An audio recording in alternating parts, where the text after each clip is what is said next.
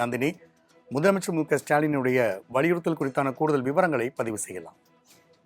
வணக்கம் ராம்குமார். ரயில் கட்டண உயர்வுக்கு தமிழ்நாடு முதலமைச்சர் கண்டனம் தெரிவித்து தன்னுடைய எக்ஸல பக்கத்தில் பதிவை வெளியிட்டிருக்கிறார். இதில் பதிவிட்டுள்ள முதலமைச்சர், இந்திய ரயில்வே என்பது நடுத்தர மக்களின் பயணங்களுக்கானது மட்டுமல்ல, அவர்களது அன்றாட வாழ்வில் ஒரு அங்கம் என குறிப்பிட்டிருக்கிறார்.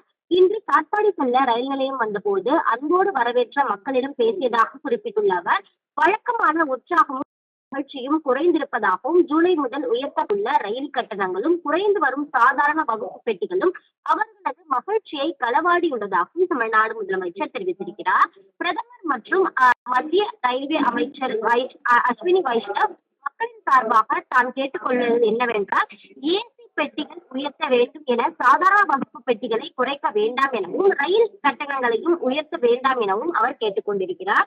ஏற்கனவே விலைவாசி உயர்வு முதல் சிலிண்டர் விலை உயர்வு வரை நம் நடுத்தர குடும்பங்கள் அல்லற்பட்டுக் கொண்டிருக்கிறார்கள் என குறிப்பிட்டுள்ள முதலமைச்சர், அவர்களது கவலையை மேலும் அதிகரிக்க வேண்டாம் என கேட்டுக்கொள்வதாகவும் தெரிவித்திருக்கிறார். அந்த வகையில்தான் ரயில் கட்டணத்தை உயர்த்த வேண்டாம் எனவும், அதே போன்று ரயில்வே என்பது ஏழை நடுத்தர மக்களின் பயணங்களுக்கானது மட்டுமல்ல, அன்றாட வாழ்வில் ஒரு அங்கம் எனவும் தமிழ்நாடு முதலமைச்சர் தெரிவித்துள்ளது குறிப்பிடத்தக்கது.